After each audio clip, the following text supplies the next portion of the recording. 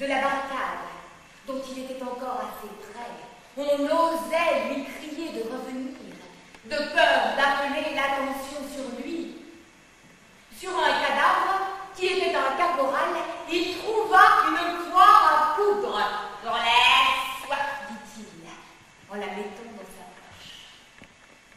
À force d'aller en avant, il parvint au point où le brouillard de la fusillade devenait transparent, si bien que les tirailleurs de la ligne, rangés à l'affût derrière leur levée de pavés, et les tirailleurs de la banlieue massés à l'angle de la rue, se montrèrent soudainement quelque chose qui remuait dans la fumée.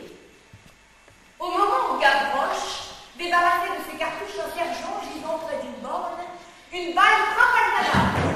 Fiche, trop Gavroche, voilà comment tu es mort. Une seconde balle s'éteint, c'est à côté de lui. Une troisième renversa son panier. Gavroche regarda et vit que cela venait de la banlieue. Il se dressa, tout droit, debout, les cheveux au vent, les mains sur les hanches, l'œil fixé sur les gardes nationaux qui tiraient, et il chanta.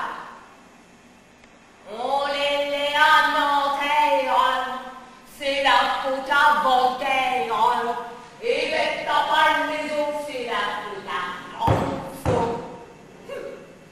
Puis il ramassa son panier.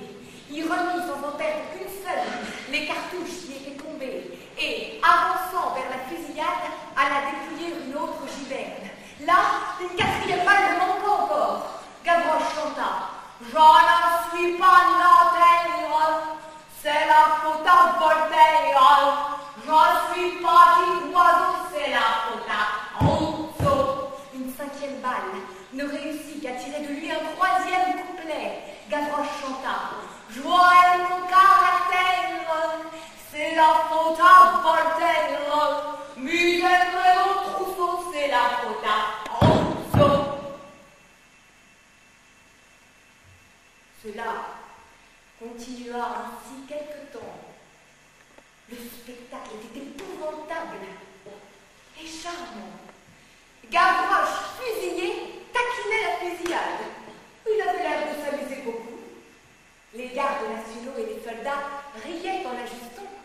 Il se couchait, puis se redressait, s'effaçait dans un bon temps, puis bondissait, disparaissait, reparaissait, se sauvait, revenait, ripostait à la mitraille par des pieds du nez, et cependant pliait les cartouches, vidait les gibernes et remplissait son panier. Les insurgés, haletants d'anxiété, le suivaient des yeux. La barricade tremblait. Lui, il chantait. Ce n'était pas un homme. Ce n'était pas un enfant. C'était un étrange gamin fée. On eût dit le nain invulnérable de la mêlée. Les balles couraient après lui, il était plus leste qu'elle. Il jouait, on ne sait quel effrayant jeu de cache-cache avec la mort. Chaque fois que la face camarde du spectre s'approchait, le gamin lui donnait une pichenette. Une balle, pourtant, mieux ajustée, ou plus traître que les autres, finit par atteindre l'enfant peu follet. On vit Gavroche chanceler. C'est ça que ça. Toute la barricade poussa un cri, mais il y avait de l'anté dans ce pygmée. Pour le gamin, toucher le pavé comme pour le géant, toucher la terre. Gavroche n'était tombé que pour se redresser. Il resta assis sur son séant. Un long filet de sang rayait son visage. Il éleva ses deux bras en l'air, regarda du côté d'où était venu le coup et se mit à chanter. Je suis tombé par terre, c'est la faute à Voltaire, le nez dans le ruisseau.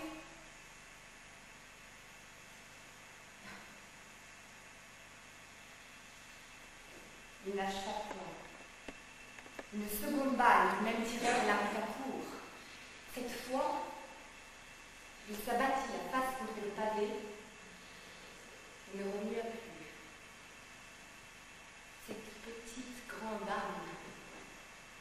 venait de s'envoler.